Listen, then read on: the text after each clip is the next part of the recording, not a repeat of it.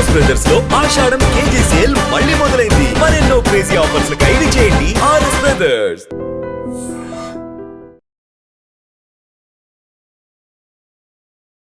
నమస్కారం, welcome to I dream. ధర్మ మార్గం విత్ విజిత కార్యక్రమానికి స్వాగతం.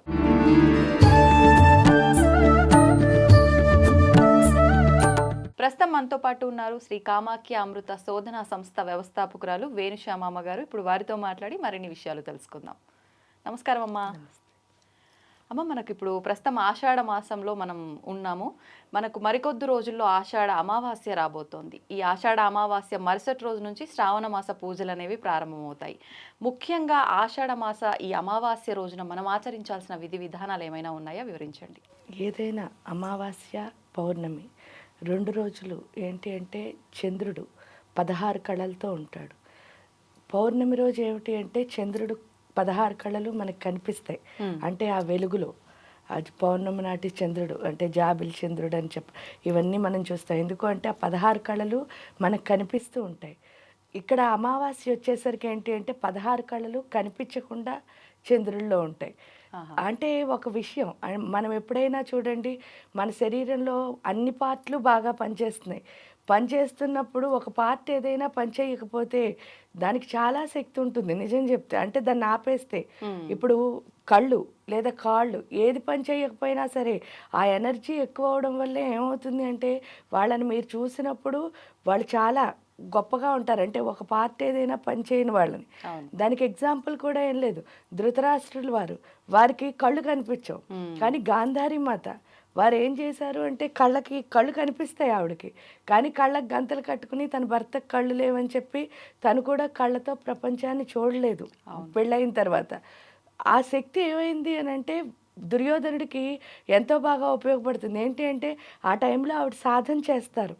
సాధన చేసినప్పుడు ఏమైంది, ఆ కళ్ళని అంటే ఆ కళ్ళకి ఇంకా ఇంకా అంటే కనిపిస్తుంది ఆవిడకి, కానీ ఆవిడ ఏం చేసింది చూడలేదు.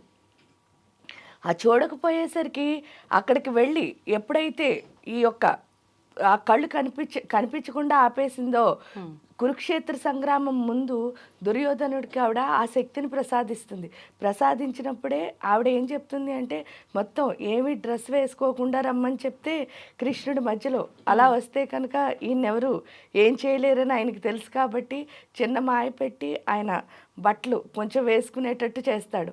అప్పుడు ఏమవుతుంది అంటే ఆవిడ కళ్ళు తెరిచి మొత్తం ఆ శక్తిని అంతా ప్రసరింపజేసినప్పుడు శరీరంలోని మిగతా అన్ని భాగాలు వజ్రకవచం అంటే అంత ప్రొటెక్షన్ వస్తుంది ఆయనకి, అంత శక్తి వచ్చి రావడం వల్ల కురుక్షేత్రంలో ఇంకెక్కడ ఏం చేసినా ఆయనకి దెబ్బ తగలదు.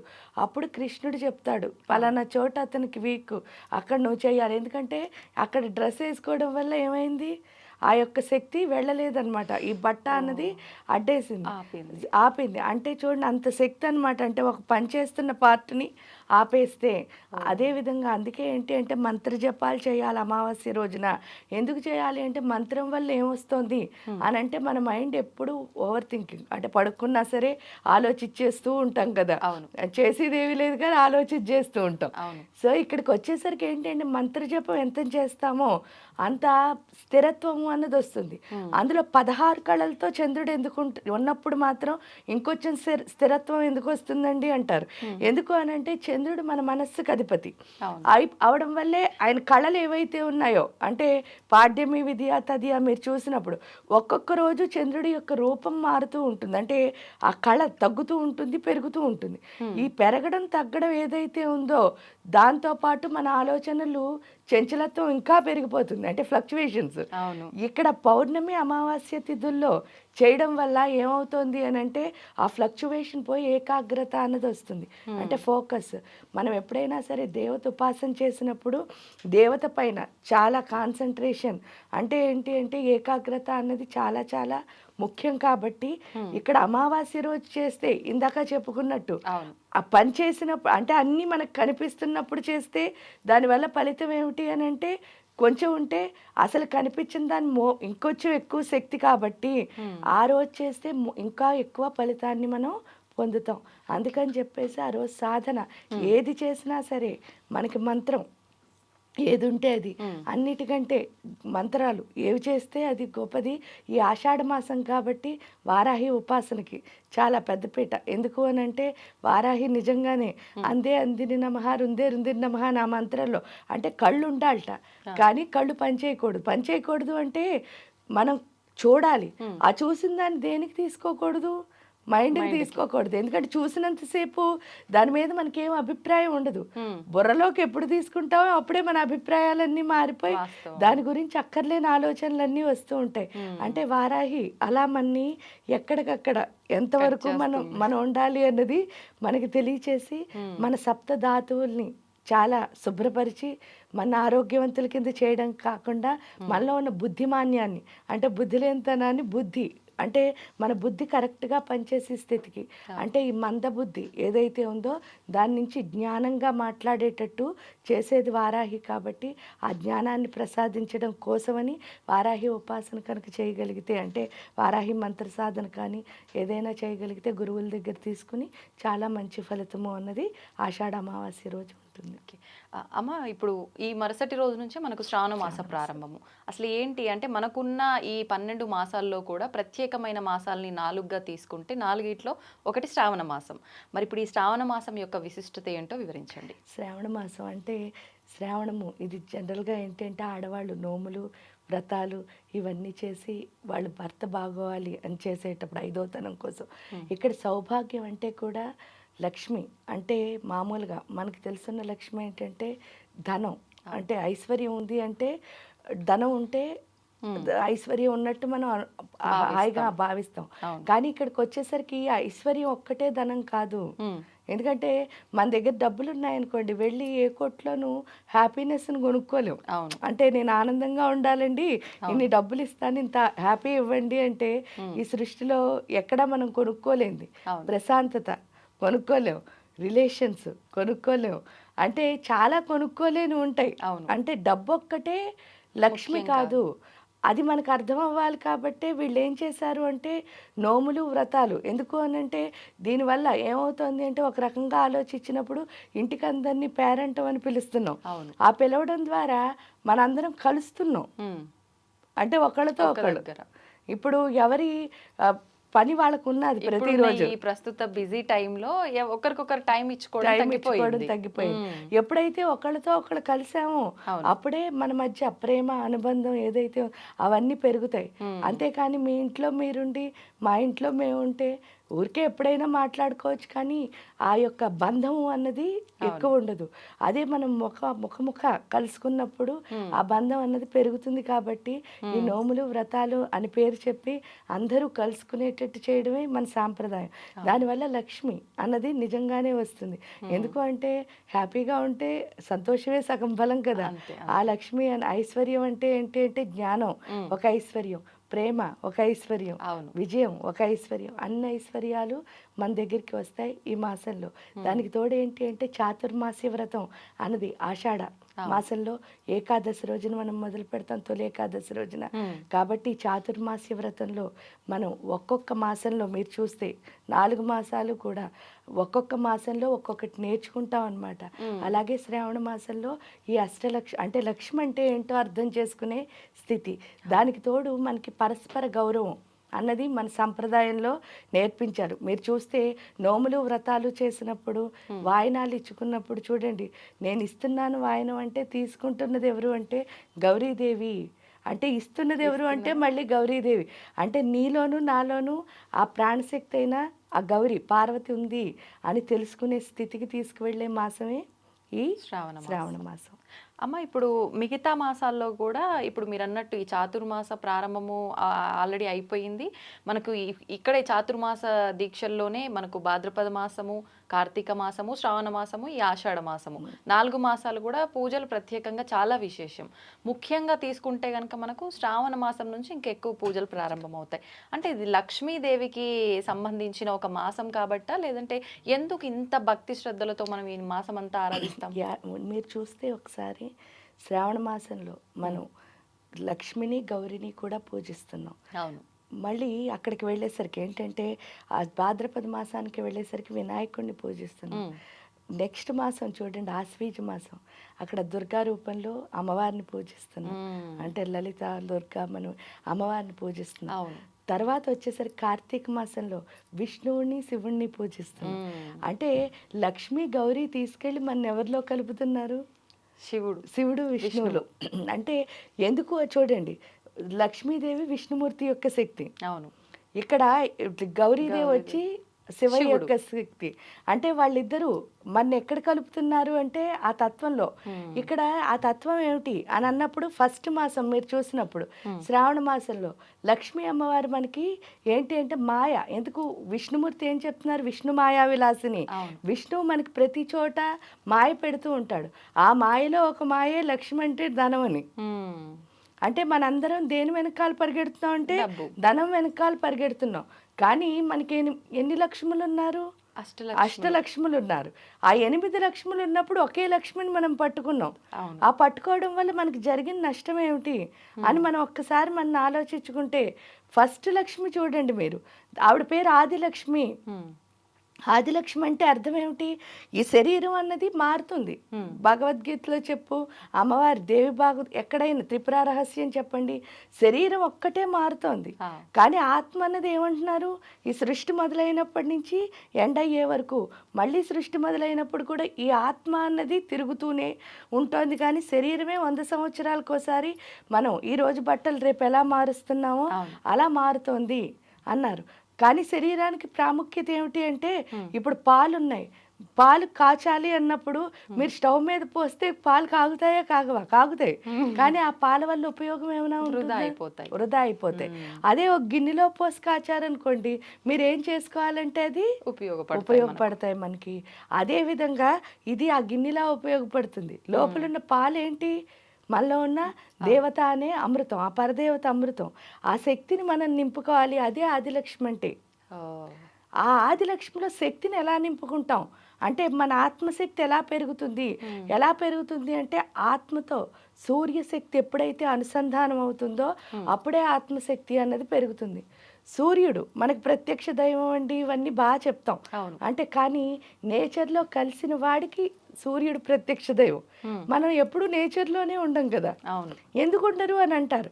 ఎందుకుండరు అంటే, నేను అన్నది ఎంత ఉంటుందో అంత నేచర్ నుంచి మనం సెపరేట్ అయిపోతాం. అంటే ఉన్నాం అనుకుంటూ ఉంటాం, కానీ ఆ శక్తిని మనం ఏం చేయట్లేదు, దానికి ఎగ్జాంపుల్ ఏం లేదు. మీరు నేను ఉన్నాం, ఫ్రీగా మాట్లాడుకుని ప్రేమగా మాట్లాడుకుని నిజంగా మన మనసులో ఉన్న చెప్పేసుకున్నాం అనుకోండి, మన మధ్యలో ఏ అరమరిక ఉండదు, మీరు నేను ఒక్కటే. కానీ ఇప్పుడు అలా జరుగుతుందా? చాలా లేదు. అంటే చాలా తక్కువ మంది అలా వాళ్ళ దగ్గర ఉన్నదంతా చెప్పగలుగుతారు. అంటే నమ్మే అంత అవకాశం రావట్లేదు పరిస్థితులు. ఏదైనా కారణం కావచ్చు, అది ఇద్దరిలో ఎవరైనా కారణం కావచ్చు. కానీ ఏమవుతుంది అంటే అక్కడ ఆగిపోతున్నాం. అవును. అంటే ఇది క్లోజ్ గా ఉంది, లిమిట్స్ ఉంటున్నాయి, ఎంత వరకు అనేది. అది ఉండకూడదు. ఎందుకంటే మన ఇద్దరం ఒకటే. మీలో ఉన్న ప్రాణశక్తి నాలో ఉన్న ప్రాణశక్తి ఒక్కటే అనడానికి బోల్డ్ అన్ని ఎగ్జాంపుల్స్ చెప్పక్కర్లే. మనం రోజు బర్త్డే వచ్చినా ఏమొచ్చినా బెలూన్ ఊదుతున్నాం. ఆ బెలూన్లో చూడండి, మీరు గాలి నింపారనుకో, బెలూన్ నిండా గాలి నింపినప్పుడు ఏమవుతుంది అంటే, చక్కగా అది ఏం చేస్తూ ఉంటుంది అంటే పైకి ఎగురుతూ ఉంటుంది, ఎప్పుడు కింద ఉండదు. అసలు బెలూన్లో గాలి ఉందా, గాలిలో తేలుతూ ఉంటుంది. కానీ బయట గాలి ఉందా లేదా అది ఎవరికి తెలుసు? ఊదిన మనకి తెలుసు. కానీ బెలూన్కి తెలియకపోవడం వల్ల ఏం చేస్తుంది? భూమిని అసలు చూడదు, ఎప్పుడూ ఆకాశాన్నే చూస్తుంది. అదేవిధంగా ప్రాణశక్తి మనలో ఉన్నప్పుడు ఏమవుతుంది అంటే, నాకంటే గొప్పవాళ్ళు లేరు అని చెప్పి ఎగురుతూ భూమి మీద నుంచున్నా సరే ఎటు చూస్తూ ఉంటాం. దాన్ని కళ్ళు నెత్తికెక్కే అంటారు. ఆ కళ్ళు నెత్తికెక్కి అటు చూస్తున్నాం. కానీ మనం నుంచున్నది ఎక్కడ? భూమిపైనే. అది గుర్తిస్తాం ఎప్పుడు అంటే, ప్రాణం పోయే ముందు కరెక్ట్గా గుర్తుపడతాం ఆకర్షణలు. కానీ అప్పుడు ఉపయోగం ఏమీ లేదు. కాబట్టి ఎప్పుడు అవేర్ అయి ఉండాలి. అంటే ఆ బెలూన్ని చూసి మనం నేర్చుకోవాల్సింది అది. అందులో నేను నింపాను, అలాగే దేవుడు నాలో నింపి పంపించాడు. కాబట్టి నేను ఎప్పుడు నుంచోవాల్సిందైనా, కూర్చోవాల్సిందైనా, పనిచేయాల్సిందైనా, ఇలా మాట్లాడాల్సిందైనా ఇక్కడి నుంచే. అలా చూడక్కర్లే, మన ఇద్దరం ఒకటే. ఎందుకంటే నేను గొప్ప అని నేను అనుకుంటాను, కానీ మీలో గొప్పతనం కూడా మీలో ఉంది. అది గుర్తించగలిగినప్పుడే నేను గొప్ప అవుతాను. అది ఇక్కడ అర్థమయ్యేటట్టు ఎవరు చేస్తారు అంటే ఆదిలక్ష్మి. ఎందుకు అది రావాలి అంటే సౌరశక్తి ఖచ్చితంగా మన లోపలికి రావాలి. దానికి మంత్రం ఒక్కటే సహాయం చేస్తుంది. మనం ఎంత మంత్ర జపం చేస్తామో అంత సూర్యుడితో మనం కనెక్ట్ అవుతాం. ఎందుకంటే ఈ భూమి మీద మనం చూడగలిగే దేవుళ్ళు ఎవరైనా ఉన్నారంటే ముగ్గురు. ఒక దేవుడు సూర్యుడు, రెండో దేవుడు చంద్రుడు, మూడో దేవుడు గురువు. ఈ ముగ్గురిని మాత్రమే చూడగలం. ఇంకెవరు మనకి సాధన చేయగా కనిపిస్తారు. కానీ అందరూ అంత గొప్ప సాధన చేసి కనిపించే వరకు వెయిట్ చేసి ఓర్పు రావాలంటే వీళ్ళ ముగ్గురులో దేవుడిని చూడాలి. అవును. చూస్తే ఈ సృష్టి అంతా ఎవరున్నారు అంటే ఆ దైవమే ఉంది. ఏ రూపంలో అంటే సర్వ అంతర్యామి రూపంలో. అందుకే సర్వాంతర్యామి. నా లోపల ఏదైతే ఆత్మ ఉందో అదే దైవశక్తి. అది తెలుసుకునేటట్టు ఆదిలక్ష్మి చేస్తుంది. ఎప్పుడు చేసిందో ఆదిలక్ష్మి మన లోపలికి వస్తేనే, మన ఆత్మశక్తి పెరిగితేనే మన యొక్క దృష్టి విద్య వైపు వెళుతుంది. అప్పటి వరకు మనం అట్రాక్షన్స్లో ఉంటాం తప్ప నిజమైన విద్యకి వెళ్ళము. అవును. ఆ నిజమైన విద్య ఏంటి అని అంటే చూడండి, ప్రతి దాంట్లోనూ నాకు సంబంధించిన జ్ఞానం ఉంది. ఈ సృష్టిలో ఏదైనా సరే ఉపయోగపడేదే. దానికి బోల్డ్ ఎగ్జాంపుల్స్. ఒక పూర్వం గురుకులాలు ఉంటాయి. ఆ గురుకులాల్లో ఒక గురువు గారికి 2 శిష్యులు ఉన్నారట. అంటే చాలా మంది శిష్యులు ఉన్నారు. వీళ్ళిద్దరిని ఆయన ఏం చేశారు అని అంటే వాళ్ళు మెడిసిన్ చేశారు. అంటే గురుకులంలో అప్పుడు ఆయుర్వేదమే కదా నేర్పించేవారు. ఈ ఆయుర్వేద మెడిసిన్ చేసినప్పుడు ఆ 2 శిష్యులకి గురువు గారు ఏం చెప్పారట అంటే, ఒరే బాబు, మీ ఇద్దరే ఇంకా ఫైనల్గా మంచిగా అయ్యారు, మిమ్మల్ని బయటకు పంపి మంచి డాక్టర్ల కింద ప్రపంచానికి నేను పరిచయం చేయొచ్చు, కాబట్టి మీరిద్దరూ వెళ్ళాలి. కానీ ఇద్దరిలో నేను ఒక్కడనే పాస్ చేసి పంపించగలను. ఎవరిని పాస్ చేయాలి అనడానికి ఇంక ఫైనల్గా ఒక టెస్ట్ పెడుతున్నాను. ఈ టెస్ట్లో మీ ఇద్దరిలో ఎవరు గెలిస్తే వాళ్ళు ప్రపంచానికి వెళ్తారు, ఇంకోళ్ళు మళ్ళీ ఇక్కడే ఉండి కొన్ని రోజులు సాధన చేయాల్సి వస్తుంది అని చెప్పేసి గురువు గారు చెప్పారు ఈ శిష్యులకి. చెప్పి ఆయన ఏం చేశారట, ఒక పెద్ద సంచి ఇచ్చారు ఇద్దరికి. చెరో సంచి ఇచ్చి అడవిలోకి వెళ్ళి మీకు వనమూలికలు ఉన్నాయి కదా, ఆకుల్ని ఏరుకుని రండి. ఏం ఆకులు అని అంటే వైద్యానికి సంబంధించిన ఔషధి ఆకుల్ని ఏరుకుని రండి. ఎవరైతే నాకు నచ్చే పని చేస్తారో, అంటే కరెక్ట్ అని నాకు అనిపిస్తుందో వాళ్ళు బయటకు వెళ్తారు అని చెప్పి ఇద్దరికి పెద్ద పెద్ద సంచీలు ఇచ్చారు. సంచీలు ఇస్తే ఫస్ట్ ఒకడేం చేశాట, ఆ సంచి నిండిపోయి రెండో వాడి సంచిని తీసేసుకున్నాడు. రెండో వాడు ఏం చేశాట, అన్నీ వెతికి 2 ఆకులు వాడి చేతిలో జేబులో పెట్టుకుని వచ్చేసాడు, 2 చేతుల్లో పట్టుకుని. వచ్చేసరికి ఈ 2 సంచీలు నింపాడు ఒకడు. రెండో వాడు 2 ఆకులు పట్టుకొచ్చేసరికి గురువు గారి దగ్గరికి వస్తే, ఒరే నీకు ఇన్నెందుకు దొరికాయి, వీడికి ఇన్నెందుకు దొరికాయి అని అడిగారు. అడిగితే 2 ఆకులు తెచ్చిన వాడు చెప్పాట, నాకు ఔషధానికి సంబంధించినవి అసలు ఏమీ కనిపించలేదండి, ఈ 2 తప్ప, అందుకే ఈ 2 తెచ్చాను. ఎందుకంటే నేను మొత్తం గ్రంథాలన్నీ చదివినప్పుడు ఈ 2 నాకు మన వైద్యానికి సంబంధించినవి అని చెప్పారు.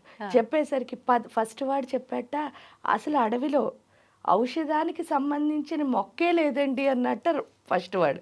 ఇంకా నింపుకొచ్చిన అతను, నాకు ఇంకా ఎక్కడ సంచి లేక నేను తేలేకపోయాను, ఇంకా బోల్డన్ని అక్కడ మిగిలిపోయాయి అన్నట్ట.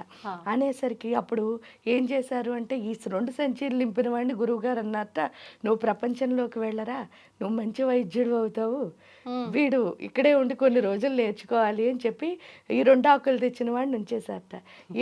ఏంటి స్వామి, నేను ఇంచక్క ఫైండ్ చేసి ఇందులో ఈ వనమూలకి ఇది ఇన్ని చెప్పాను మీకు అని అన్నట్ట. అంటే నువ్వు పుస్తకానికి సంబంధించిన జ్ఞానం నేర్చుకున్నావురా, నిజమైన జ్ఞానికి పనికిరానిది ఏమీ ఉండదు. ఈ సృష్టిలో అన్ని పనికొచ్చేవే, దాన్ని పనికొచ్చేటట్టు చేయడమే జ్ఞానం యొక్క లక్షణం. వాస్తవం. కాబట్టి వాడే విద్యావంతుడు. పుస్తకాన్ని బట్టి దాంట్లో చదివేసి ఇది ఔషధం అని చెప్పకూడదు. అక్కడ వచ్చిన వాడికి ఎలాంటిది వస్తుందో తెలియదు. అవును, తెలిసింది అందుబాటులో ఉంటుందో లేదో తెలియదు. అలాంటప్పుడు నీ దగ్గర ఉన్నదాంతో వాడు జబ్బు తగ్గించాలి. అది డాక్టర్ యొక్క లక్షణం. ఎందుకంటే వచ్చిన ప్రతి ఒక్కడు ఎందుకు వస్తాడు, వైద్యో నారాయణో హరిహి అంటే వైద్యుడిని విష్ణుమూర్తి అని భావించి వస్తాడు. వచ్చినప్పుడు మరి ఈయన విష్ణువులా బిహేవ్ చేయాలి కదా అని చెప్పి వాడిని పంపించారు. అంటే విద్య అంటే అది పుస్తకం చదివి దాంట్లో వచ్చింది కాదు, దాని ఫ్యాషన్ ఏంటంటే, నాకు ఇది చదవాలని ఉందండి, నేను చదివానండి, నాకు ఇన్ని మార్కులు వచ్చాయండి, ఇది ఫ్యాషన్ అవుతుంది. ప్యాషన్ ఏంటి అంటే, నీ దగ్గర ఏది ఉన్నా సరే అది నీకు సంబంధించిన దాని కింద మార్చేసుకుని అంటే అది నీకు సంబంధం లేని విషయమైనా సరే నువ్వు చేస్తున్న పనిలోకి దాన్ని ఏం చేయాలి, తీసుకొచ్చేయాలి. రావాలి. అది జ్ఞానం అంటే, నిజమైన జ్ఞానం. అది ఒకే ఒక్కడికి అర్థమవుతుంది. అది ఎవడు అంటే ప్యాషన్ ఉన్నవాడికి. ఈ ప్యాషన్కి తేడా అదనమాట. ఇక్కడ విద్య అన్నది ప్యాషన్ ఇవ్వాలి. ఎప్పుడైతే మీరు ఈ శక్తి అన్నది వస్తుందో అప్పుడే ఆ ప్యాషన్ విలువ తెలుస్తుంది. అప్పటి వరకు ఏంటంటే మనం టైర్డ్ అయిపోతూనే ఉంటాం ఇంత పని చేస్తే. కానీ ప్యాషన్ అయిందంటే టైర్డ్ అవ్వం. ఇంకా చెయ్యి అని ఉత్సాహం వచ్చేస్తుంది అనమాట. అది ప్యాషన్. అది విద్యాలక్ష్మి ఇస్తుంది. ఇచ్చిన తర్వాత గజలక్ష్మి. గజము అంటే మీకు తెలుసు, ఏనుగు ఏంటిట అంటే ఎప్పుడు దానికి ఒక పేరు కూడా ఉంది, మదపుటేనుగు అని.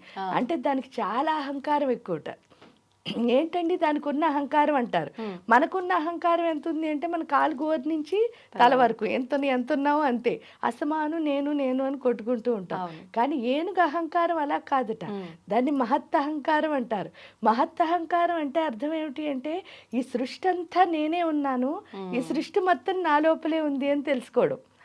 అంటే ఇక్కడ మీకు అర్థం అవ్వాల్సిన విషయం ఏమిటి అంటే నేను అంటే ఈ కాస్తే. అవును. కానీ భగవద్గీతలో కృష్ణుడు కూడా నేననే చెప్పాడు.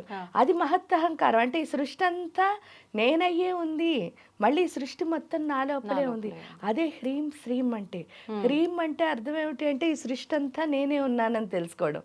శ్రీం అంటే అర్థం ఏమిటంటే ఈ సృష్టి మొత్తాన్ని మన లోపలికి తెచ్చి. అది గజలక్ష్మి మనకి తెలియచేస్తుంది. అంటే ప్రతి దాంట్లోని ఎవరు కనిపించాలి, మనం మనమే భగవంతుడు. అహం బ్రహ్మాస్మి. అంటే ఇప్పుడు నాలో భగవంతుడిని చూశాను అనుకోండి, ఆటోమేటిక్ గా మీలో చూడగలుగుతాను. అంతేకాని నాలో చూడకుండా మీలో చూస్తానని పరిగెట్టాను అనుకోండి, ఎప్పుడు ఎందుకు చూడలేను అంటే స్వీట్ గా ఉంటుందని ఎలా తెలిసింది, మనం రుచి చూస్తే. అదే విధంగా దేవుడు అన్నదాన్ని మనం రుచి చూస్తేనే పలానా వాళ్ళలో అంటే ఇప్పుడు ఇందులో దైవత్వాన్ని చూడగలిగితేనే అందులో ఉన్న దైవత్వాన్ని చూడగలుగుతాం. అప్పటి వరకు చూడడం రాదు. అందుకని చెప్పేసి లేకపోతే ఎలా ఉంటుంది అంటే నేను గ్రేట్ అని చెప్పేసి అందరినీ తక్కువ చేసి చూడడం వస్తుంది. ఇక్కడ దైవత్వం చూస్తే ఇంకెవరిని తక్కువ చేసి చూడడం రాదు. ఎందుకంటే ఈ సృష్టి అంతా దేవుడే ఉన్నాడు, అంతా ఒక్కటే. అది గజలక్ష్మి నేర్పిస్తుంది. ఎప్పుడు గజలక్ష్మి నేర్పించిందో ఆటోమేటిక్గా ధైర్యలక్ష్మి అంటే అర్థం ఏమిటి అంటే నిజమైన కరేజ్ ఏంటి, అసలు భయం ఎందుకు అని అంటే మనం చాలాసార్లు చెప్పుకుంటాం. భయం ఎందుకు వస్తుంది అంటే అమ్మ కడుపులో ఉన్నంతసేపు అమ్మతో కలిసి ఉంటాం. ఆ కలిసి ఉండడం వల్ల ఏమవుతుంది అంటే ఆవిడే అన్నీ చేస్తోంది. కానీ బయటికి రాగానే అమ్మని ఎప్పుడైతే అమ్మకి బిడ్డకి ఉన్న సంబంధం ఎప్పుడైతే కట్ చేశారో ఇంత ప్రపంచంలో నేను ఒంటరి, ఆ ఒంటరితనంతో బతకడం వల్లే ఇన్సెక్యూరిటీస్. ఏది చూసినా సరే భయమే. అంటే ఇదేం చేస్తుందో అదేం చేస్తుందో, ఈ మోసాలు ఇవన్నీ ఎందుకు వచ్చాయి అంటే ఇన్సెక్యూరిటీ వల్లే. నేను ఒకదాన్నే. ఎప్పుడైతే ఈ యొక్క దేవత యొక్క శక్తి మన లోపల వచ్చిందని అర్థమవుతుందో అప్పుడు ఇంకా ఇన్సెక్యూరిటీ ఏముంది, నిజమైన తల్లి తండ్రి ఎవరో తెలిసిపోతుంది. ఎందుకంటే లోపల ఎప్పుడైతే దైవశక్తిని చూడగలిగామో ఈ ప్రకృతిలో ఉన్న ప్రతి దైవంతోనూ కలవగలుగుతాం. అప్పుడు మీరు నా దేవుడు అయినప్పుడు నన్ను మోసం చేయరని తెలిసిపోతుంది కదా. అవును. అంటే ప్రకృతి అంతా దేవుడిని చూసినప్పుడు దేవుడు ఎప్పుడు భక్తుడిని మోసం చేయడు. ఇక్కడ అది ఎప్పుడు అర్థమైందో పూర్తిగా ధైర్యంతో ముందుకు వెళ్ళగలుగుతాం. అది అయిన తర్వాత వచ్చే ఆవిడ సంతానలక్ష్మి. ఇక్కడ సంతానలక్ష్మి అంటే కూడా మనకి చాలా నానుడు ఏంటంటే ఎక్కువ మంది పిల్లలు ఉంటే ఆవిడ సంతానలక్ష్మి అండి అని చెప్పి మనం చెప్పుకుంటూ ఉంటాం. కానీ ఇక్కడ పూర్తి నిజమైన అర్థం ఏమిటి అంటే సంతానలక్ష్మి అంటే మనకి పిల్లలు పుట్టడం కాదు, మనం అమ్మ అవడం వేరు, పిల్లలు పుట్టడం వేరు. అమ్మ అవడానికి పిల్లలు పుట్టడానికి వ్యత్యాసం ఏమిటి అంటే అమ్మ అంటే ఎలా అవుతుందంటే తల్లి అవగానే స్వార్థం వస్తుంది అంటారు మీరు చూస్తే. అంటే ఆ పిల్లే నాది. కానీ ఇక్కడ నిజమైన తల్లి ఎప్పుడు ఏంటంటే అంటే అందరూ నా బిడ్డలే. అది ఎప్పుడు వస్తుంది అంటే రియలైజ్ అయితేనే వస్తుంది. అంటే ఈ సోల్కి ఏం రావాలి అంటే రియలైజేషన్ రావాలి. అది ఎప్పుడు వస్తుంది, ఈ బిడ్డను కన్నప్పుడే. అంటే ఆ పేగు తెంచుకుని ఒక బిడ్డ వచ్చినప్పుడే మనకు అర్థమయ్యే విషయం ఏమిటి అంటే ఆ రియలైజేషన్. అంటే ప్రతి క్షణం ఎందువల్ల వస్తుంది అని అంటే చూడండి మీరు, ఫస్ట్ ఆఫ్ ఆల్ మనం అమ్మాయిల కింద ఉంటాం కదా. అంటే స్త్రీకి తొందరగా రియలైజేషన్ వస్తుంది. దానికి కారణం కూడా ఏమీ లేదు. ఫస్ట్ అమ్మాయిల కింద ఇంట్లో ఉంటే మనకి మామూలుగా మన సాంప్రదాయంలో ఆడపిల్ల పుట్టగానే ఏమంటారు అంటే లక్ష్మీదేవి పుట్టింది అని చెప్పేసి చాలా అడుగులకు మడుగులొత్తి చాలా బాగా చూసే ఇల్లులు చాలా ఎక్కువ ఉంటాయి. ఎంతో బాగా చూసుకుంటారు ఆడపిల్లల్ని. ఎంతో బాగా చూసుకోవడం వల్ల వేళ్ళలో కొంచెం ఏమొస్తుంది అంటే పొగరు వచ్చేస్తుంది. ఆ పొగరు వచ్చి ఏం చేస్తారు అని అంటే ఇంకా అంటే మనం చెప్పిన మాట అన్ని చోట్ల నెగ్గుతోంది కదా. ఆ నెగ్గేసరికి ఇంకేమవుతుంది అంటే నేను చెప్పిందే రూల్ ఏమో అనిపిస్తూ ఉంటుంది. అనిపించి ఇంకా అమ్మ ఏం చెప్పినా వినం, నీకేం తెలియదు నాకు తెలుసు అని చెప్పేసి అమ్మ మీద కోపపడడం, ఆర్డర్ వేయడం. అంటే అలాంటి తప్పుగా కాదు, అంటే అన్ని ఆర్డర్లే, ఎక్కడ రిక్వెస్ట్ ఉండదు ఆ తల్లితో. అంత అలాగా అంటే ఏంటంటే నువ్వు నాకు ఎందుకు చేయలేదు, నేను వచ్చాను కదా, ఇలా కమాండింగ్. ఈ కమాండ్ చేస్తూ వచ్చిన ఆడపిల్ల ఏమవుతుంది అంటే ఫస్ట్ పెళ్ళి అవుతుంది కదా, ఆ ఫస్ట్ ఏదైతే కడుపు వస్తుందని అంటారో ఆ నెల తప్పగానే ఏమవుతుందిట అంటే ఈ పిల్ల బీజంతో పాటు జాలి అనే బీజం పడుతుందిట. కరుణాదయ ఎప్పుడు పడిందో ఈ బిడ్డ పెరుగుతూ ఉంటుంది, అంటే ఈ గుడ్డు పిల్లలా పెరుగుతూ ఉంటుంది కదా, అంటే బరువు ఎక్కువ అవుతూ ఉంటుంది. బరువు ఎక్కువైన ప్రతిరోజు అంటే ఈ 9 నెలల కాలంలో వాళ్ళలో ఏంటి అంటే కరుణ అనే రసం ఏమవుతూ ఉంటుంది. ఎందుకంటే ఇంతలా అమ్మ మోస్తేనే కదా మనం కూడా వచ్చాం. ఒక కూలీవాడు ఉంటాడు చూడండి, వాడు ఏంటంటే వాడికి డబ్బులు ఇస్తే ఏం చేస్తాడట అంటే కరెక్ట్గా ప్లాట్ఫామ్ మీద నుంచి మంది ట్రైన్లో పెట్టేసి వెళ్ళిపోతాడట. అంటే వాడికి బరువు దించడం అనే దానికి అవకాశం ఉంది. కానీ ఈ తల్లికి మాత్రం లేట, మొదలైందా 9 నెలల వరకు ఈ బరువును ఏం చేస్తూ ఉండాలి, మోస్తూ ఉండాలి.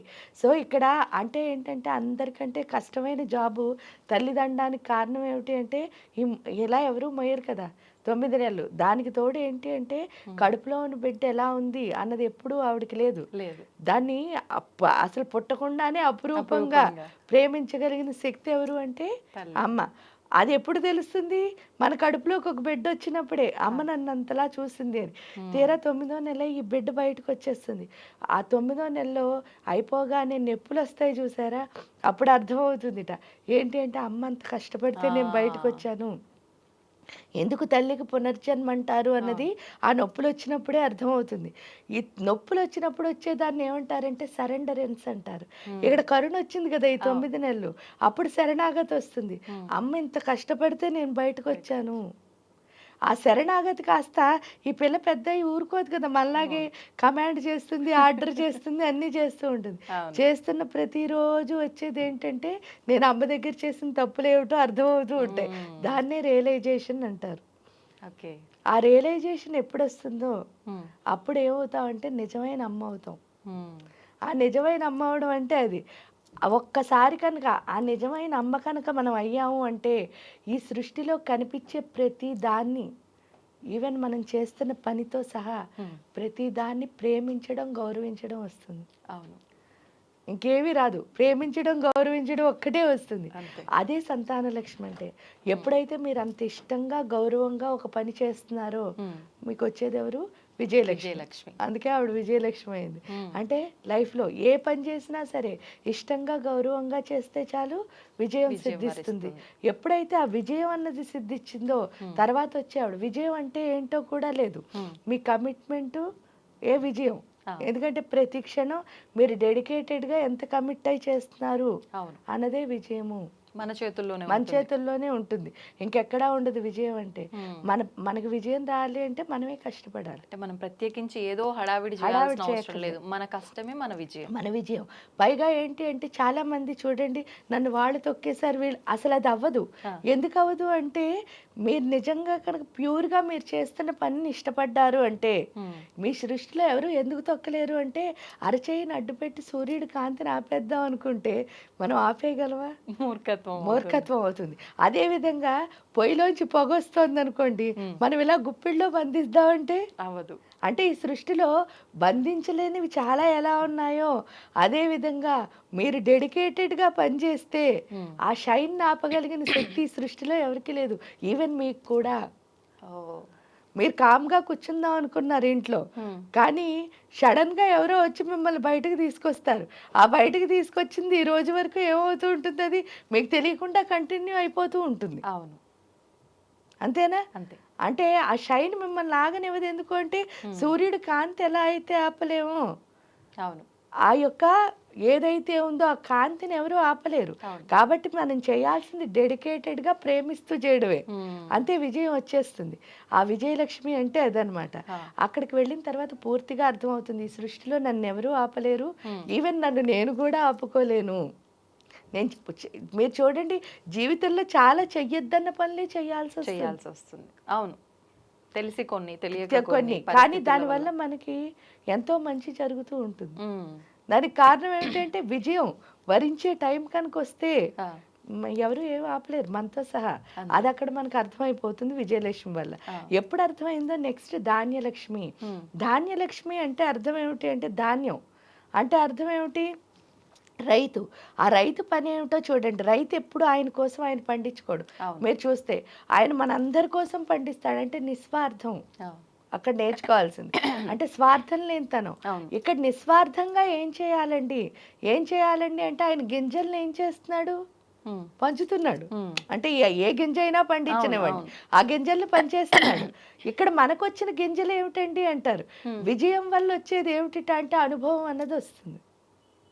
అంటే మీకు మెళకువలు తెలుస్తాయి. అవును, ఆ మెళకువలే అంటే మీ అనుభవాల సారమే ఏమవుతుంది, జ్ఞానం అవుతుంది.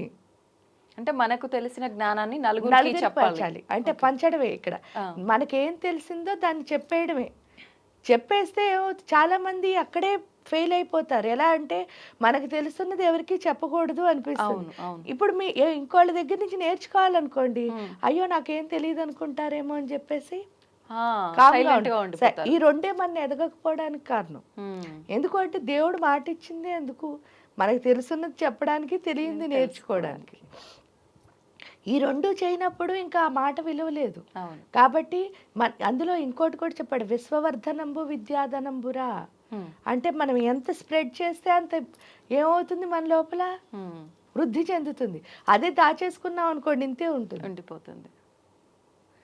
ఇక్కడికి వచ్చిన తర్వాత అది అర్థమవుతుంది ధాన్యలక్ష్మి వల్ల. అంటే నేను ఎంత స్ప్రెడ్ చేస్తే నాకు అంత విద్య అన్నది అంటే జ్ఞానం అన్నది వస్తుంది. ఎప్పుడైతే వచ్చిందో, అందుకే వివేకానంద కూడా చెప్తారు, అనుభవాల సారమే గురువు. అంటే మనలో ఉన్న ఏదైతే మనకు అనుభవం అంటే విజయం వల్ల అనుభవం వచ్చిందో, మెళకువలు తెలిసాయో, ఆ మెళకువల్ని మనం చెప్పగలిగితే, ఇప్పుడు సపోజ్ నేను ఒకటి చెప్తున్నాను మీతో, మీరు దానికి ఒక మాట చెప్పారనుకోండి, దానివల్ల ఇంకో జ్ఞానం ఇంకో జ్ఞానం వస్తుంది. అంటే అర్థం ఏమిటి, ఇక్కడ నేను ఒక్కదాన్ని చేయగలిగింది అన్నది ఏమిటి అంటే ఏమి ఉండదు, కొద్ది వరకే ఇంతే ఉంటుంది. కానీ అందరం కలిస్తే మాత్రం బోర్డు చేయొచ్చు. అందుకే ఐకమత్యమే మహాబలం. అంటే మనందరం ఒకళ్ళకొకళ్ళు స్ప్రెడ్ చేసుకోవడం ద్వారా ఒకళ్ళలో ఒకటి ఉంటే ఇంకోళ్ళలో ఇంకోటి ఉంటుంది, ఆ మొత్తం అన్ని కలిస్తే బోల్డ్ అంత అవుతుంది. అక్కడే మనకు అర్థమవుతుంది ధాన్యలక్ష్మి వల్ల. ఎప్పుడు అర్థమవుతుందో, మన జ్ఞానాన్ని ఎప్పుడు మనం ఏం చేస్తూ ఉండాలి అంటే పంచుతూ ఉంటేనే పెరుగుతుంది, పెంచుకుంటాను అని అర్థమవుతుంది. అలా పంచుకోవడం అన్నది ధాన్యలక్ష్మి నేర్పిస్తుంది. అంటే మన దగ్గర ఏ శక్తి ఉన్నా సరే పంచాలి, అదే ధాన్యలక్ష్మి నేర్పిస్తుంది. అది జ్ఞానం అవ్వచ్చు, డబ్బు అవ్వచ్చు, లేకపోతే ఎనర్జీ అవ్వచ్చు. చూడండి, చాలా మంది హీలింగ్స్ అని చేస్తూ ఉంటారు. ఏదైనా కూడా అన్ని పంచాల్సినవే, దాచుకోవడం వల్ల ఉపయోగం లేదు. ఇంకా తర్వాత ఫైనల్ గా ఇవన్నీ వస్తే ధనలక్ష్మి వస్తుంది. కాబట్టి అదే ధనలక్ష్మి అంటే. ధనలక్ష్మి అంటే కూడా అర్థం ఏమిటి అంటే బీయింగ్ ప్రెజెంట్ అని. ఎవరైతే వర్తమాన కాలంలో ఉంటారో వాళ్ళ దగ్గరే ధనలక్ష్మి అన్నది నిలుస్తుంది. భూత భవిష్యత్ కాలాల్లో ఉన్నవాడికి ఎప్పుడు ధనలక్ష్మి ఎందుకు నిలవదంటే, లక్ష్మీదేవికి ఇష్టం లేనిది ఏంటి అంటే ఏడుపు. భూతకాలంలోకి వెళ్ళిన వాడు ఎప్పుడు ఏం చేస్తూ ఉంటాడు, బాధపడుతూనే ఉంటాడు. అందుకని చెప్పేసి ఆవిడకి అసలు అక్కడ అలక్ష్మనే కదా అర్థం, ఏడవడం అంటే. అందుకని ఆ కాలంలో ఉండకూడదు. భవిష్యత్తుకు వచ్చేసరికి ప్రతిదానికి టెన్షను. అసలు అమ్మ ఎప్పుడు ఎలా ఉంటుంది, ఎందుకంటే ఆవిడ అంత గొప్ప స్థితికారకురాలు. విష్ణుమూర్తి ఏం చేస్తున్నాడు, మొత్తం ఈ సృష్టిని అంతటిని 14 భువనాల్ని అనేక కోటి బ్రహ్మాండాల్ని పరిపాలిస్తున్నారు ఆయన. ఆ పరిపాలిస్తున్న రాజుగారు రాణి ఎంత బ్యాలెన్స్గా ఉండాలి. సో ఆ బ్యాలెన్స్ మనలో లేదనుకోండి, ప్రతిదానికి టెన్షన్ పడుతున్నాం అనుకోండి, అమ్మకి ఏమవుతుంది, నచ్చదు కదా. అందుకని భూత భవిష్యత్ కాలాల్లో ఉండకూడదు, వర్తమానంలో ఉంటేనే ఎవరుంటారు అంటే ఆ శివశక్తి ఎక్కి రూపిణి కింద లక్ష్మీ అమ్మవారు. దాన్నే లక్ష్మీ కళ అని అంటారు. అంటే లక్ష్మి అంటే నిజంగా ఏంటంటే ప్రశాంతం, తృప్తి అని అర్థం. లేనిదే ఇది ప్రతి ఒక్కరికి. ఆ తృప్తి ప్రశాంతం వస్తే చాలు మనం ఎలా ఉంటాం, ధనంగానే అంటే ఐశ్వర్యవంతులమే. అవును. తృప్తి లేని వాడి దగ్గర ఎంత ఉన్నా ఐశ్వర్యం కాదు. వృధా. అవును, వాస్తవం అమ్మ. ఇక్కడ అది నేర్చుకుంటాం ధనలక్ష్మి వల్ల. కానీ ఇప్పుడు ఎందుకండి అంటే మనం ఏం చేస్తున్నాం, అందరం ధనలక్ష్మిని సంపాదిస్తున్నాం. ధనం మూలం ఇదం జగత్ అంటున్నారు, వెళుతున్నారు, సంపాదిస్తున్నారు. అవును. సంపాదించేంటి ఇలా ముందుకు వెళ్తే హాయిగా ఎంతో హ్యాపీగా అన్నీ ఉండి ఆనందంగా ఉండే మనం కాస్త ధనం ఒక్కటి సంపాదించడం వల్ల ఏమవుతోంది అంటే వెనక్కి వస్తున్నాం. ఈ వెనక్కి వచ్చేసరికి ధాన్యలక్ష్మి పంచాల్సిన ప్లేస్లో దాచడం మొదలెట్టాం. అవును. ఏంటి బ్యాంకుల్లో ఎప్పుడైతే దాచామో మనకి అర్థమైపోయింది కదా, దాస్తే ఏమవుతుంది, బ్లాస్ట్ అయిపోతుంది ఏ శక్తినైనా. అదే అవుతోంది, విజయం లేదు. ఎందుకంటే మీరు దాయడం వల్ల విజయం అన్నది సిద్ధించట్లే. విజయం ఎక్కడ లేదో అక్కడ సంతాన లక్ష్మి అంటే ప్రేమ అన్నది ఉండదు. ఎందుకంటే ప్రేమ అన్నది మన అందమైనతనం, అందవిహీనత ఏంటి అంటే ప్రేమించకపోవడమే. ఎప్పుడైతే మనకి ఏదైనా సరే ఇష్టం లేకుండా ఎందుకు వచ్చిన బతుకురా అని చేస్తున్నాం అనుకోండి, ధైర్యం అన్నదాన్ని ఏమవుతాం, కోల్పోతాం. భయం, ఎందుకంటే నాకు ఎందుకు వచ్చింది అని చేశాను అనుకోండి, మీరు నా వాళ్ళని నాకు తెలీదు. అంతే కదా. ఎప్పుడు ఏంటంటే ఎప్పుడైనా సరే అందరూ పరాయి వాళ్ళలాగే కనిపిస్తారు. మీరు నిజంగా నా వాళ్ళే అయినా నేను గుర్తించలేకపోతున్నాను. గుర్తించలేకపోవడం వల్ల ఏమవుతుంది అంటే అహంకారం. అంతే. ఏం చేస్తున్నా నా గొప్పలు నేను చెప్పేసుకుని అహంకారంగా ఉండడం వల్ల అందరూ ఏమవుతారు, దూరం అయిపోతారు. మనం ఏదిస్తే అదే తిరిగి అన్నట్లుగా మనం ప్రేమగా ఉంటే మన చుట్టూ ఉన్న వాళ్ళు కూడా కలిసిపోతారు ప్రేమగా. లేదు అంటే అందరూ దూరంగా వెళ్తున్నారు. దూరంగా వెళ్ళడం వల్ల అహంకారం ఎక్కడ ఉంటుందో అక్కడ విద్య అన్నది అసలు ఉండదు. ఎక్కడ విద్య లేదో అక్కడ శక్తి అన్నది ఉండదు. శక్తి లేదు అనడానికి ఒకే ఒక కారణం, అందరూ డి విటమిన్ టాబ్లెట్స్ వాడడమే. ఎందుకంటే సూర్యుడు శక్తి ఉంటే డి విటమిన్ టాబ్లెట్స్ అవసరమా, లేదు.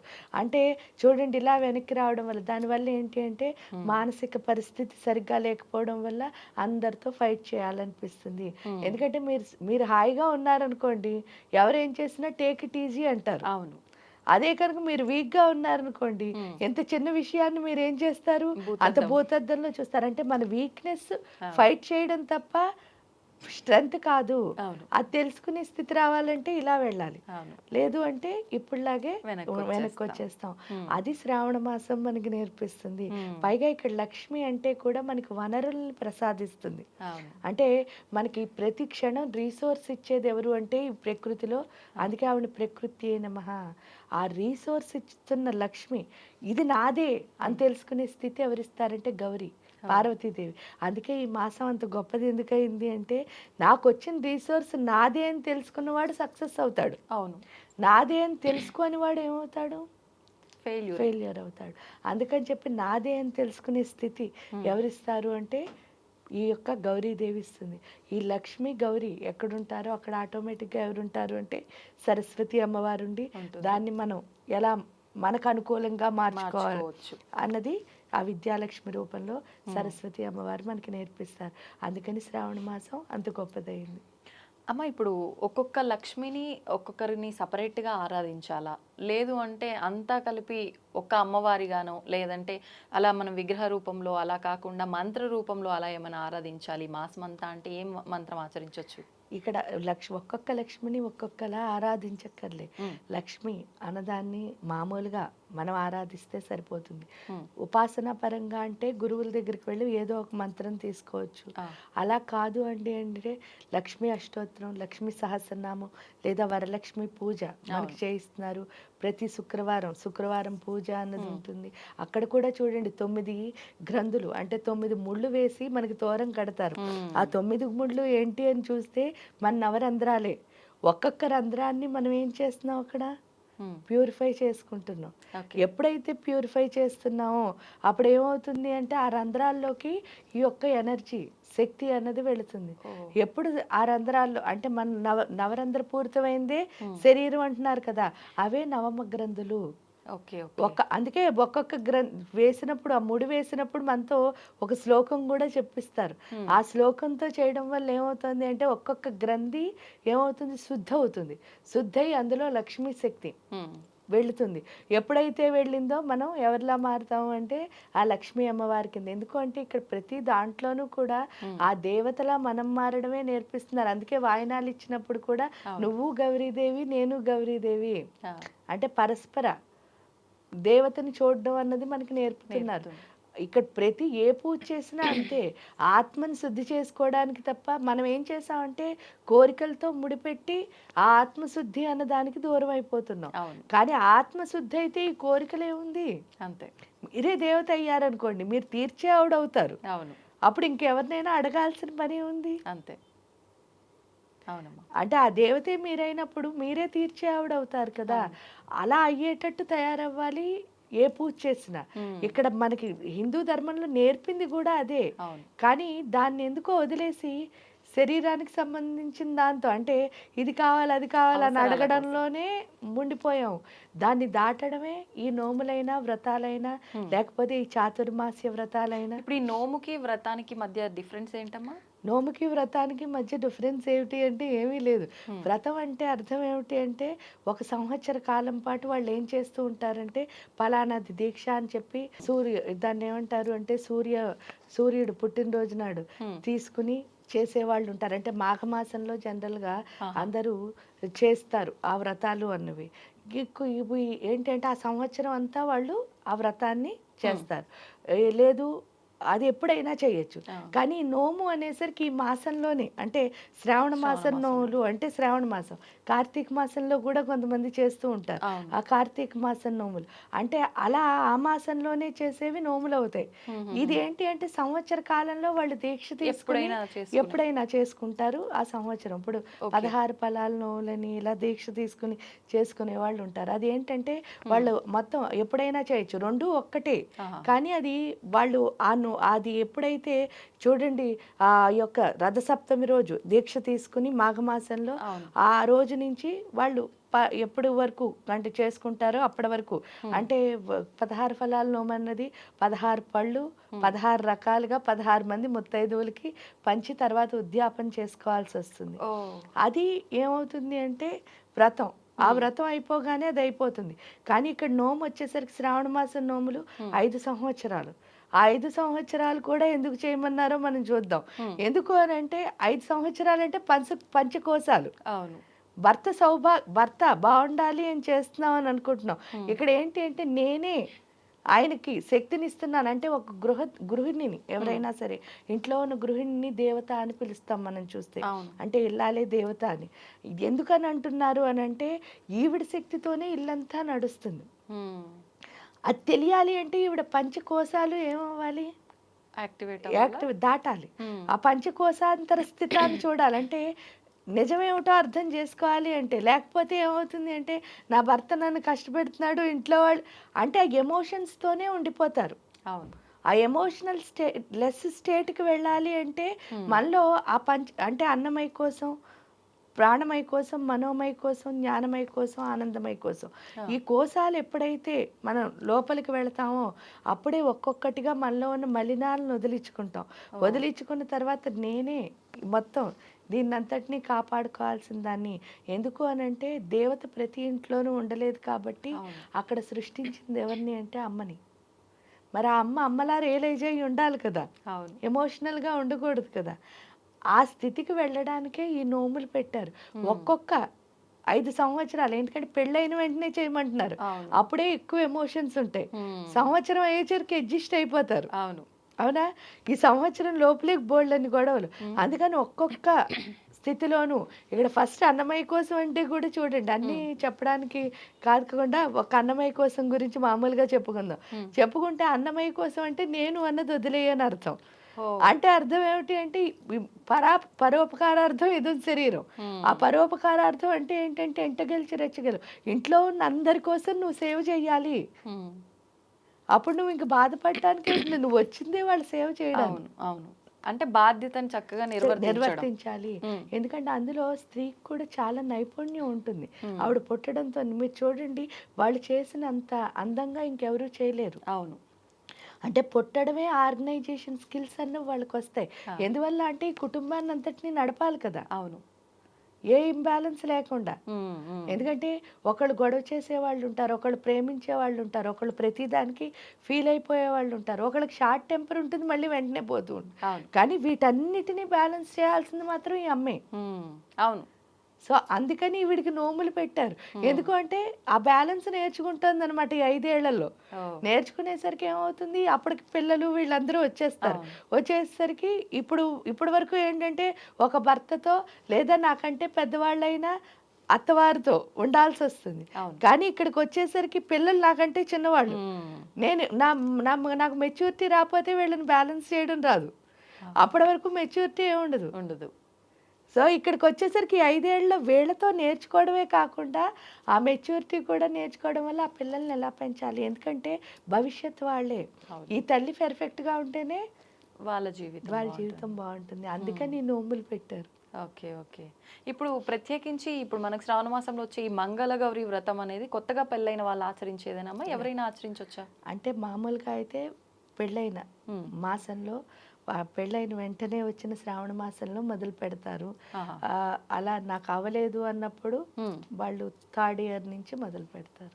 Okay, okay. అంటే 2వ సంవత్సరం చెయ్యరు మామూలు శ్రావణ మాస వ్రతాలు, 3వ సంవత్సరం నుంచి మొదలు పెడతారు. ఇప్పుడు ఈ వరలక్ష్మి వ్రతం విషయానికి వస్తే కూడా అంటే సుమంగలిగా ఉన్న ప్రతి ఒక్కరూ ఇది ఆచరించాల్సిన ఒక వ్రతం అని చెప్పొచ్చు. కానీ కొంతమంది వంతన ఉంటేనే చెయ్యాలి అని చెప్పి అంటూ ఉంటారు. అంటే భగవంతుడి పూజకి వంతనలు ఇవన్నీ చూసుకోవాలంటారా? చూసుకోవాలి అంటే వాళ్ళ ఇంట్లో ఎందుకు అని అంటే చూడక్కర్లేదు. నిజం చెప్తే ఇది ఆత్మకి సంబంధించింది.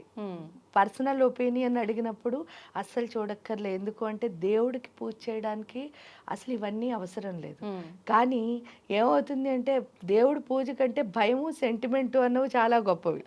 ఎందువల్ల వీళ్ళు అదే భయంతో చేస్తున్నారు అనుకోండి, వాళ్ళు పెద్దవాళ్ళు పలానా అందుకు చెయ్యొద్దన్నాను, మన ఇంట్లో ఇలా జరిగింది అందుకని ఇది చెయ్యొద్దు అంటారు. చాలా మంది ఈ నోము ఒక్కటే కాదు, సీమంతాలు అవి కూడా చేసుకోరు. ఎందుకంటే మన ఇంట్లో చేస్తే ఇలా అయింది. రిటైర్మెంట్ ఫంక్షన్స్ కూడా చేసుకోరు. అంటే 60 years షష్ఠి పూర్తి కూడా చేసుకోరు. ఇవన్నీ ఎందుకు చేసుకోవట్లేదు అంటే వాళ్ళ ఇంట్లో అంతకుముందు ఏదో బ్యాడ్ జరిగింది అన్నది. అది ఆల్రెడీ వీళ్ళ మైండ్లో వాళ్ళు పెట్టేస్తారు. వీళ్ళ మైండ్లో వాళ్ళు ఎప్పుడైతే పెట్టేశారో ఆ భయంతో పూజ చేసాము అంటే ఏమవుతుంది, ఏ శక్తి మన లోపల పెరుగుతుంది? భయం అనే శక్తే కదా. ఆ పెరగడం వల్ల నిజంగాను అయితే చెడు జరగచ్చు. లేకపోతే వీళ్ళ భయం వల్ల ఏమవుతుంది అంటే అన్ని కోల్పోతారు ఒక రకంగా. అందువల్ల చేయకుండా ఉండడమే మంచిది. అలా కాదండి, ఏంటి అంటే నాకు చెయ్యాలని ఉంది, అవన్నీ నాకు అవసరం లేదు, దేవుడు నాకంతా మంచి చేస్తాడు అని అర్థమై. ఎందుకంటే ఇవేవి కూడా శరీరానికి సంబంధించిన విద్యలు కాదు, జ్ఞానాలు కాదు, పూజలు కాదు. ఏదైనా ఆత్మకి సంబంధించింది. ఆ ఆత్మ పరిపక్వత అయినప్పుడు హ్యాపీగా చెయ్యొచ్చు. అది కాకుండా ఈ మైండ్తో ఆలోచించినప్పుడు చేయకూడదు. అమ్మ ఇప్పుడు ఇందాకే మీరు స్టార్టింగ్లోనే చెప్పడం జరిగింది ఈ వాయనాలు ఇవన్నీ కూడా అని చెప్పి. ఖచ్చితంగా ఎంత స్తోమత ఉన్నా లేకపోయినా కనీసం ఒక 3కి 5గురికి కూడా కనీసం ఈ వాయనాలు అనేది ఇస్తూ ఉంటారు. ఎందుకని ఈ వాయనాల సాంప్రదాయం వచ్చింది? ఈ వాయనాల సాంప్రదాయం ఫస్ట్ చెప్పింది కలుసుకోవడానికి ఒకటి, రెండోది ప్రతి ఒక్కళ్ళలోనూ భగవంతుడిని చూడడానికి ఒకటి. ఎందుకు అని అంటే స్త్రీకి చాలా అవసరం అది. ఎందుకు అంటే ప్రతి ఒక్కళ్ళలో భగవంతుడిని చూడడం. ఇప్పుడు సపోజ్ ఉంది, మీరు మామూలుగా ఇలా కూర్చున్నారు, ఎవరో వచ్చారు ఇంట్లో, వచ్చి ఏం చేస్తారంటే బయట వాళ్ళతో అయితే ఏవైనా సరే కొంతవరకు మనం కామ్గా ఉండిపోతాం, ఎందుకు అనవసరమైన గొడవ. కానీ ఇంట్లో ఎవరైనా ఏమైనా అన్నారనుకో, ఇప్పటి వరకు నేను పని చేస్తుంటే చూసి నన్ను తిడతారా అని చెప్పి ఏమొస్తుంది, ఉక్రోషం వచ్చేస్తుంది.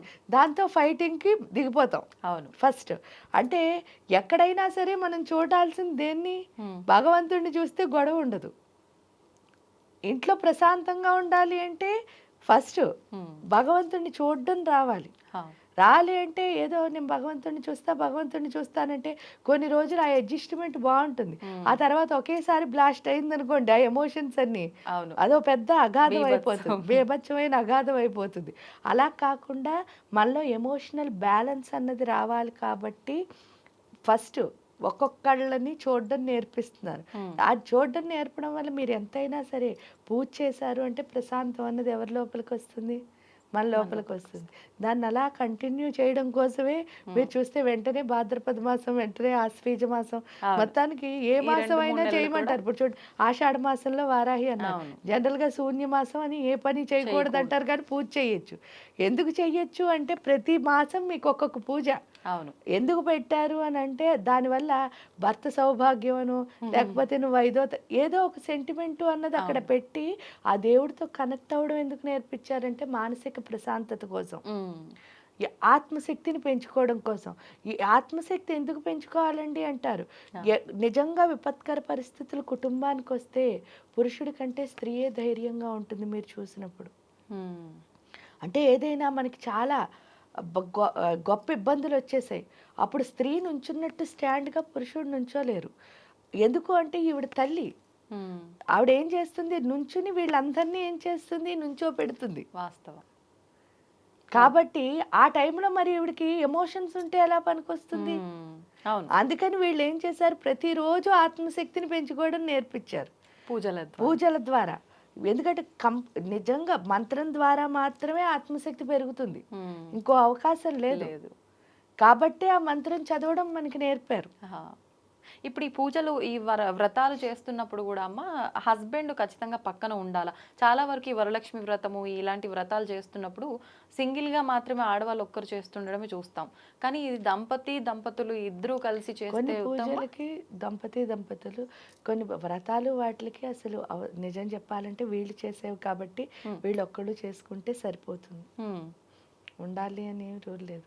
ఎందుకంటే వాళ్ళ కోసం అంటే అందరూ బాగుండాలని చేస్తున్నదే కాబట్టి వీళ్ళొక్కళ్ళు చేసినా ఇది అందరికీ వెళుతుంది కదా. తల్లికున్న స్వభావం ఏమిటి అంటే వ్యాపించే లక్షణం, అంతే వాయువు యొక్క లక్షణం. ఆవిడ దగ్గర ఏమున్నా ఆవిడకి వచ్చింది ఏంటి అంటే రైతులా పనిచేయడమే. కాబట్టి ఆవిడకు ఈ శక్తి వచ్చినా పంచుతుంది, డబ్బు వచ్చినా పంచుతుంది, ప్రేమ వచ్చినా పంచుతుంది. వాళ్ళకి ఉంచుకునే లక్షణం ఎక్కడా లేదు. కాబట్టి తల్లి ఒక్కటి చేస్తే చాలు, ఇల్లంతా బాగుంటుంది. అట్ ది సేమ్ టైం పిల్లలకైతే ఖచ్చితంగా ఎందుకు నేర్పించాలి అంటే మీరు నేర్పిస్తేనే నెక్స్ట్ వాళ్ళ కుటుంబాన్ని వాళ్ళు చక్కగా చూసుకోగలరు కాబట్టి. సంతోషం అమ్మా, చాలా మంచి విషయాలు తెలియజేశారు. శ్రావణ మాసం యొక్క విశిష్టతను కూడా చాలా చక్కగా వివరించారమ్మా. ధన్యవాదాలు. తవ్వుతూనే శివలింగం సరే దాన్ని అట్లా కప్పేసేయండి, చూపించదండి. కృష్ణ ఇస్ దేర్, మూర్తి పూజ కాదు, సాక్షాత్ బ్రజేంద్ర నందన భగవాన్ ఉన్నారు మూర్తిలో. ఏమీ ఆశించకుండా ఆరాధించే వాళ్ళు కూడా ఉన్నారా ప్రభుజీ? నిజమైన భక్తి అంటే మనకు తెలియదు కాబట్టి